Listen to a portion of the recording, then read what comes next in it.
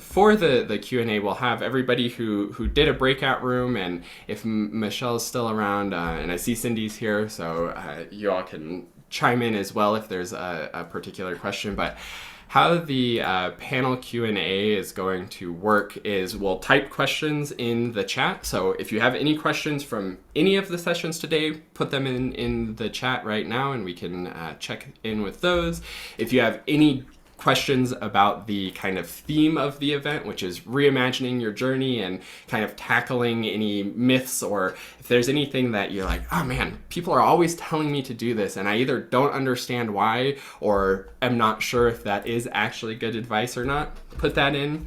Or honestly, if there's anything at all that you have questions about with clarinet and music, we are happy to help and sort of hang out for another half an hour here getting all of your questions answered. While you're thinking about those questions and getting those typed in the chat for us to tackle, I want to remind you about the Prelude to Clarinet Fest event that we're going to be doing that's exclusively for enthusiasts and all of you here who are enthusiastic about doing music. There's a link to that I will put right now. It's along with your Clarinet Fest registration. And Jessica got it too. Nice. Awesome. You can go there to get registered and scroll down and see more information about that event. It's going to be a little bit similar to this, but even more awesome because we're going to be in person and very hands-on and doing a lot of playing. We'll be doing things like rehearsing for the enthusiast clarinet choir. I think it's called the New Horizons Clarinet Choir at Clarinet Fest this year. So we'll be rehearsing that music together the day before the whole Clarinet Fest kicks off. We'll be going over different practice strategies and actually implementing those practice techniques in real time. You'll be getting lots of great different sessions, similar kind of to the breakout sessions here, and you'll get the opportunity to try equipment from the vendors and understand how to interact with the equipment from the vendors, because if you haven't been to a Clarinet Fest before, the vendor hall can be very overwhelming with thousands of clarinets and mouthpieces and reeds and all that stuff. So we'll be kind of helping you to tackle that as well and feel good about your Clarinet Fest experience and get to hang out and learn with other enthusiasts too, which is going to be really a ton of fun. One other thing that I want to make sure that you all know about as well is if you aren't currently an ICA member, then you can get a discount of 25% off for all new members who are here right now. When you go to register to be a member, use the code 2025 enthusiasts and you can get 25% off of your ICA membership as well. And Jessica put a link in there for you to go take advantage of that, which is going to be fantastic. Awesome. Let's go ahead and jump into some questions. I see some questions popping in, which is fantastic. Let's see. Let's start with Dale says, having switched to Leger plastic reeds, if I go back and play cane reeds, I find them really hard to play. Should I stick with Leger reeds only? Let's see. Are there any presenters today who are on Legers currently? I am. Yeah. Cindy, do you want to tackle that question? Go for it. Yeah, I played on cane until about 3.5 years ago, and this actually came from a professor at the time. She recommended the plastic, but she said you need to do this for at least 1 month. Do not go back and forth, back and forth, back and forth. Just play on your Ligier and see if you really like them. One of the things that I found is it really helped me to get back to the fundamentals. There were things in my embouchure and tongue placement and things like that that for some reason on cane I I could go past them. But with the plastic or synthetic, it seemed like I really had to like really focus on my embouchure, tongue placement, things like that to really make them work. It was frustrating for a couple of weeks. I'm not gonna kid you, because it felt like I had taken a step back quite a bit. But through time, what I really learned is because it really made me go back and really look at the embouchure, tongue placement, that sort of thing. I've stuck with the Ligier, and I don't recommend going back and forth, but that's just me. Yeah, that's great. I agree. If the cane reeds feel bad, then just stick with the Leger. Yeah, yeah, absolutely. Carlos asked about the pros and cons of adjustable barrels. I'll answer that one real quick because I typically play on the Brad Bain adjustable barrel. I know Jay does as well, so maybe Jay, if you want to chime in about that. I don't know about anybody else. But the pros and cons really are you can tell how much you're pulling out or pushing in, so you don't have to be in the middle of a performance and like, oh, I'm sharp, I need to pull out. Okay, I don't know how much I'm pulling out. I hope I don't throw my mouthpiece across the stage. So it's really easy to adjust in real time, which is great. They also just sound good too. The Brad Bain does great stuff, of course, so it's feels really good just to play regardless of if it's adjustable or not. And I think that's a good way to think about it. When I'm looking for a barrel, I want a barrel that feels good and plays well in tune. If it's adjustable, that's a plus, and it's great to have that as an option in this. Yeah. I mean, one of the things that I think is the biggest pro to an adjustable barrel to me is that you can push it all the way in. Because the small gap that comes when we pull our barrels out is a thing. It's like you're putting a hole in the tube, and which we all have to do. I mean, I think our clarinets are made to play with our barrels a little bit pulled out. I mean, they're made, I think, very smartly to do that, because if we need to play sharper, and we can only play, so like it has to be that way. I think the biggest con to the adjustable barrel is the cost. To me, that's the downside. I've been playing these barrels for a couple years now, and there's been zero downside. I think that they're fantastic, and I'm not an early adopter, and I didn't want the newfangled barrel to work. I wanted my stock barrel. I wanted my stock barrel to work. I was rooting for it, and I went with these, and I've never looked back on it. So that's what I got. Fantastic. Next question is David. Is there more than one way to articulate between individual notes? Which is an interesting question. I think there's a few ways to go about that, but does anybody have any thoughts popping to mind for that?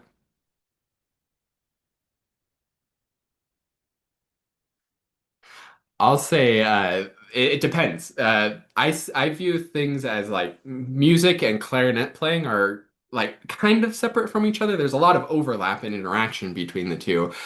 But if you think about it from a musical way, definitely there's staccato, legato, marcato, accent, tenuto, the weird tenuto with the dot or the dots with the slurs. There's a bazillion different ways.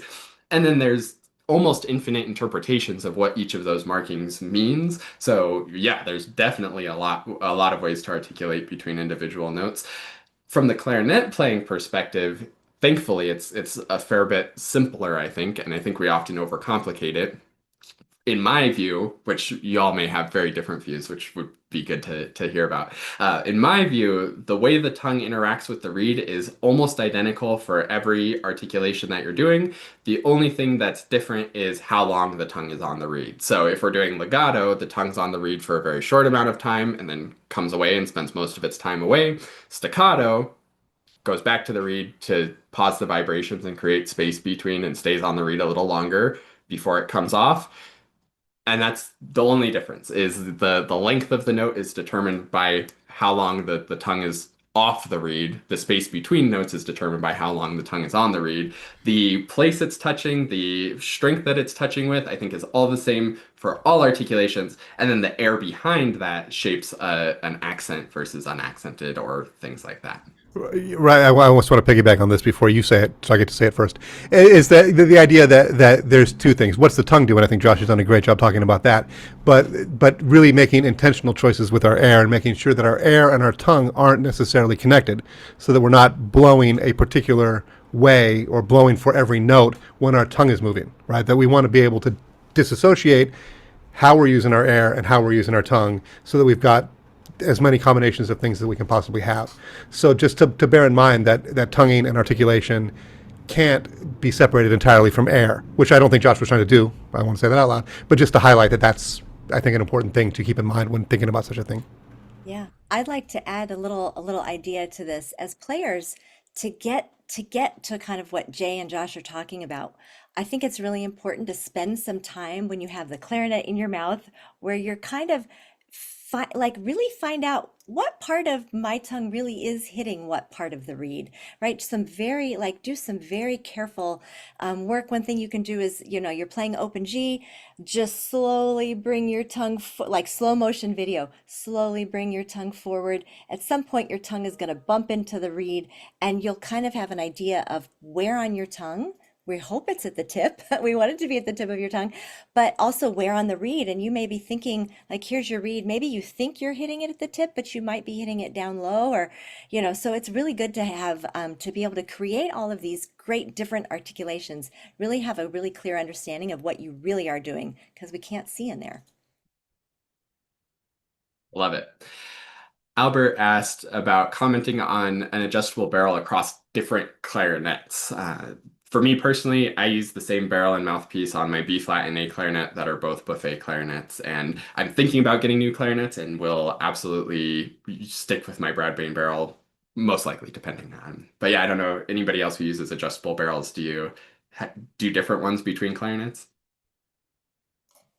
I have a Zoom barrel. Remember the Zoom barrels? And I Mhm. sometimes will plop that from my B flat to my A, but only kind of when I really need to. It's kind of by necessity. So if the tuning in the group really needs that wide margin that you can get out of the Zoom barrel, then that's what I'm doing. So it's kind of by necessity. Well, I mean, I think historically the reason we didn't was because the barrels are different sizes, right? And so with an adjustable barrel, like there's a lot less of a reason to not use the same barrel if that barrel feels good on a different clarinet or on an A clarinet. I'm thinking specifically of changing from B flat to A in an orchestral situation, where we didn't switch barrels because like we're talking about a whole millimeter worth of difference, which in the real world isn't a lot, but in the clarinet world is huge. So I think with an adjustable barrel, there's a lot less reason to not. I mean, there's a lot more reason to use the same barrel. But if we're talking about like just like switching from one to another in terms of like I've got this clarinet that I use to play in pit orchestras and this other clarinet I use to play jazz gigs, I think there's if it works. I mean, I think we need to go to the results and say if that's working for you, yeah, then you should do it. I don't think that there's anything to prohibit you from making any choice when it comes to that.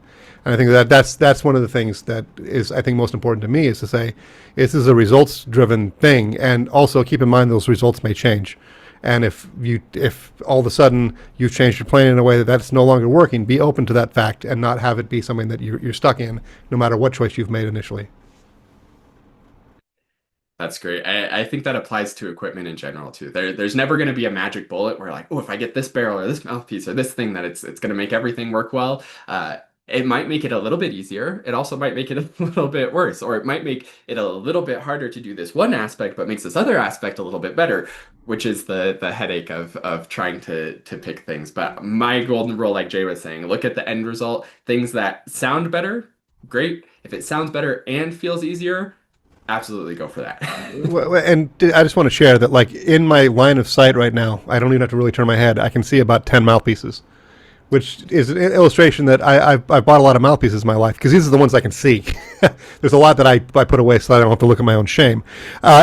Because, things change. And we all find equipment that on a particular day at a particular time, all of our problems are solved. And that's not forever. This isn't, the suit that I got married in doesn't fit me anymore. It's the same thing. I don't look good in those pants. They're a little tight. So, and clarinet equipment is that same way. It's not always going to function the same way for us because we're changing. Yes, Great. and if I can tag on to that, the idea when we've got so many equipment choices, right? It's good to have some personal criteria, right? And Josh and Jay have talked about some great criteria.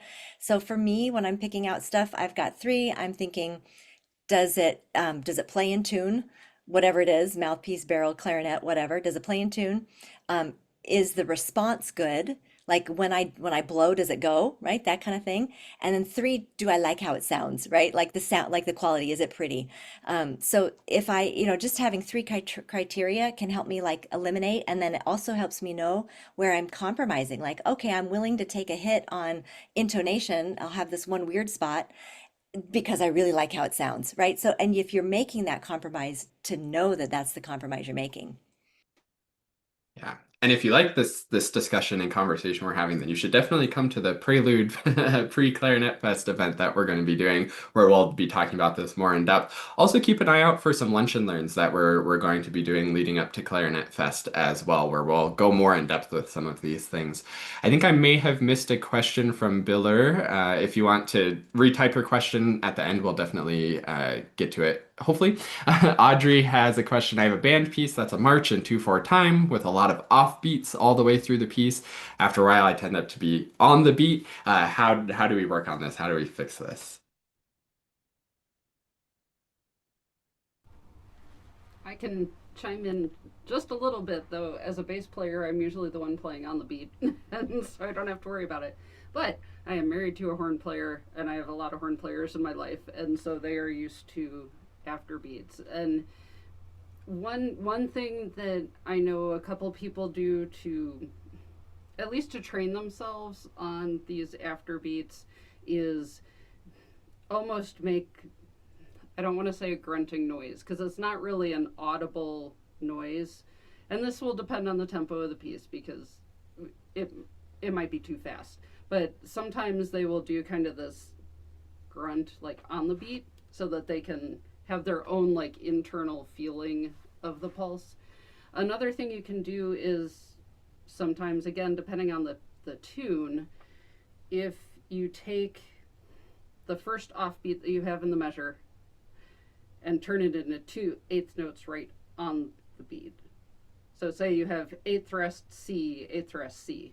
You could turn it into C, C, 8th rest C, just like once in a while, like once every 8 or 16 bars, just to kind of help you get back on track. The other big thing is do not wait to hear the next downbeat, because if you wait to hear the next downbeat, you're going to be late. And vice versa, if the downbeats are waiting to hear the offbeats, the downbeats will be late. So there are a few different ways of thinking about offbeats, and sometimes you do just have to do some metronome work on your own and maybe slow down the tempo just to get the feel of what that offbeat feels like. So just a couple things. Hopefully other people can chime in too. Yeah, I think it's good stuff. My first thought is to think about the idea of like where is the phrase going? Where is beat one? So that there's always a place where you aren't thinking so much about each specific beat, but looking at it as a figure, which is a term like jazz players would use. Look at that figure rather than really trying to count one and two and, because if you're trying to just stick it on every downbeat, that's a very sort of tedious, very processing heavy thing. So if you look at it over the course of 2 measures or 4 measures and really and thinking about it along with the phrase that is actually the, let's face it, the more interesting part of the piece, that is a way to frame it that is more general, that requires a little bit less thought, that I think Lori's given some really good ideas where then you can come into something more specific and check in with yourself to make sure it's going well. So if it feels like you've taken your eyes and you've stepped back a little bit, to then sort of come in and out of specific consciousness and then pulling it back, because it is very hard to repeat for a long time for sure. The other last quick thing is do not breathe on every rest because that's going to throw you off too. So if you can have your breath going but just stopping the sound for a few measures at a time, that's already going to help you stay on track. Excellent. Wendy had the kind of follow-up question from Jay's breakout room on intonation, talking about oboists and one oboist is sitting next to the clarinets, the other oboist is sitting next to the flutes. Like, how do we tune to the flutes? Do we tune to the oboes? Which oboe do we tune to? Yeah. I'm going to finish my answer. Which first of all, I just want to say to everybody, talking about pitch is really, really hard because everybody thinks they're playing in tune. everybody thinks the other person's playing out of tune, and it's very difficult to talk about. But when you're looking at a woodwind section and you're thinking about that, what we really should be doing, all of us should be listening to the lowest instrument, because they are actually setting the place where the whole ensemble is playing. I know we do tune to an oboe. There's some acoustical reason that somebody explained to me that I can't retain for some reason, that we choose to tune to the oboe. It has something to do with the overtones and hearing it. But when we're actually playing real music, the lowest instrument making a sound is the sound that everybody should be using as the general framework. When you're thinking about playing, like if everybody's playing a melody and all those instruments are playing, there, I mean, oboes will all tell you that you should be listening to them because they tune the orchestra, but that's not necessarily true. I mean, it is a way in which everybody has got to find some common ground, and I've found, unfortunately, talking about it doesn't usually help. But it is one of those things we need to find our way, and the way to find our way in it is to be uncomfortable some of the time and be around people that are good at finding the way and identifying who they are and following them.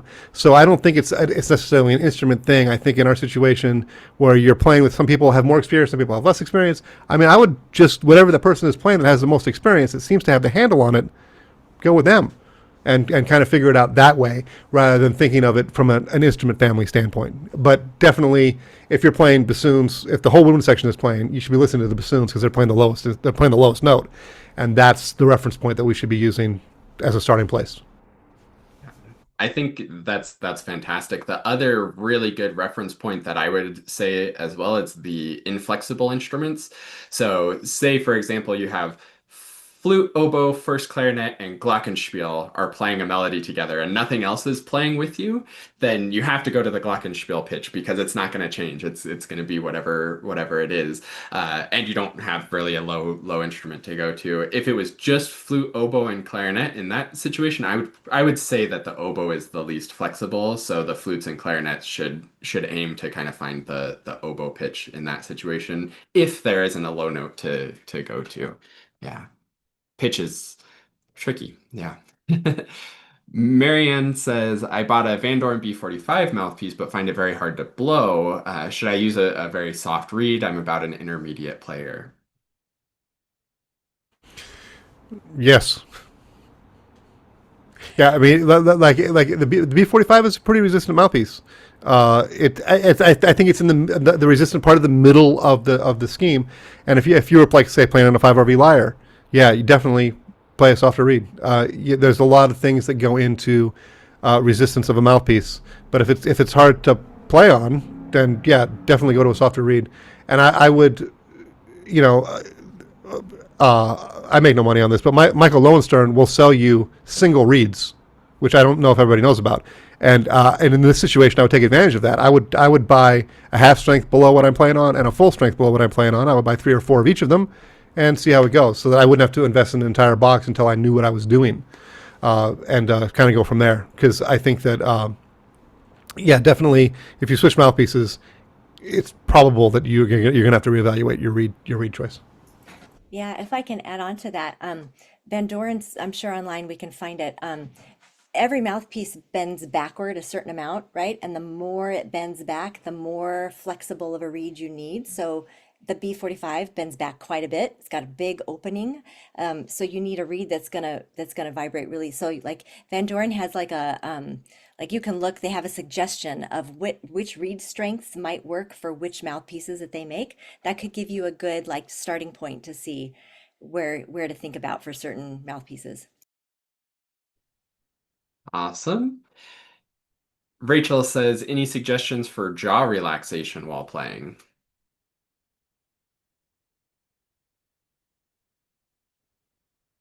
I don't know if anybody wants to jump on that. Maybe Cindy, you're the movement expert. Yeah, not really. Maybe, the exercise that we were doing for the fascia might help. Sometimes it's when we're sleeping, right? We're grinding and we don't realize it, and then we get TMJ and some different things like that going on. But I don't really have like any suggestions, unfortunately. I mean, my biggest suggestion is to say, don't think so much about relaxing your jaw, think about having it in the most natural position you can have it in. Because a lot of times we push our jaw forward or we pull it back because, I don't know, when we were in fifth grade, that seemed like a good idea, and we've never reevaluated it. So if you can think about just making sure that, because it's, to me, it's the bones and the way that your jaw closes in the back. We should have Ron Odrich come and talk about this because as a periodontist, he can nail this. But the way those bones go together can create a lot of pressure if you are pushing your chin forward. And that is, I think, the most common thing that happens. So if you just are sitting here like this, and just how you normally are, probably pretty good, put the clarinet in your mouthpiece without, consciously not making that change. Because at a certain point, we're trying to figure out what we're doing that we need to stop doing, which is a very, very difficult thing to unearth. And to me, that's the starting place, is to think about it in that sense, not so much about relaxing it, but having it just change the word to natural. And I think that that's going to go a long way to putting yourself in a place where you are not doing the things you're trying to avoid. Because intentionally relaxing is a challenge, right? I mean, we can add tension very easily and intentionally, but relaxing intentionally, that's like a non-action, right? And it's difficult. So I think if we focus on not putting the tension there, is much better than focusing on trying to relax once it is there. And also, Awesome. oh, sorry. I was gonna say also double check that your reads aren't super duper hard, because if we're biting that, like if we're trying to make a hard read work, we could be inadvertently adding to that. Yeah, great. Yeah. Well, we have just a few minutes left and just a few questions left, so I think we'll be good, but we'll speed run these next questions. Jerry says, a long finger issue, can't move to C and E flat with like the left pinky C. Maybe should the key be modified for finger length? I think this is more of a hand position issue and a finger motion issue. If you're playing with this kind of hand position where your ring finger and your pinkies are really straight, then especially with a long pinky, it's going to be hard to get to that key without moving off of this hole and leaking. So what you need to train is have your hands be a little bit more perpendicular to the instrument and then work on keeping a natural curve to your fingers. So then when you go to press that left C, you're bending your pinky. And when we have the pinky bending, then no matter how long it is, you can get there without having to move your ring finger. Mark Nuccio a long time told me that our hand should be basically like what it feels like if we're holding a can of Coke. That's about the right amount of curve, and that's a good, easy starting place. Yeah. And similar to what Jay was saying for the jaw, just like what is relaxed, what feels relaxed and natural, do that. Yeah. Uh, awesome. Wendy had, would the adjustable barrel help with playing too flat? Trying my shortest barrel, I think she meant 65. She wrote 56, but I'm assuming she meant 65. Isn't making the pitch high enough. Maybe the adjustable barrel could help because it can go a little bit shorter, but I actually, if everything's flat all the time, I would go with voicing to start. Does anybody want to talk about that real quick? 100%. Yeah, that's an issue that needs some attention. That you can fix it, sure, very easily, but do it not searching for a new barrel, because that's just going to allow you to do whatever the thing is that's not putting yourself in the best place for success. Just real quickly, the thing I would suggest is play on just your mouthpiece. If you're making a C, which would be the high D on the clarinet, great. My guess is if you're playing that low on everything, you're lower than a high C. So kind of that would be my first suggestion. And email me. I'm happy to meet you on Zoom, and we can do it together if you want. But I'm certain that's one good step towards the solution. And the barrel thing will then, your needs on that are going to change dramatically. Excellent. Real quick, Ken asked, how do you articulate notes of the same pitch under a slur? If it's under a slur and it's the same pitch, legato articulation. If it's tied, you don't articulate. That's straightforward. Let's see how many more we can get real quick. I think there was only a few quick ones. Jane asked, will a buffet main barrel fit well on a LeBlanc Concerto 2? You have to try it and see if it works well for you, because it could be different for everybody and even instruments as well. Yeah, I think we should probably wrap up there. I don't see any other super quick questions, and we only missed a couple. But yeah, you're always welcome to email Jay, email me, email the ICA as well, and we're always happy to help how we can. So thank you so much, everybody, for being here. Thanks so much to the enthusiast committee and our guest Cindy for making these events happen and presenting some wonderful breakout rooms and wonderful sessions for all of us. Thanks so much to Marilyn and Heidi for playing. Thanks so much to the ICA for making this all possible. Don't forget, if you aren't currently an ICA member, you can use the code 2025 enthusiasts and get 25% off of your membership. Don't forget to register for the Prelude to Clarinet Fest event that's going to be happening. That's going to be a ton of fun. Also, anybody else have any last things to say before we wrap up? Come to Clarinet Fest. It's going to be amazing, for sure. Awesome. Yeah, we're looking forward to seeing you all there for sure. Have a great one, everybody, and thanks so much.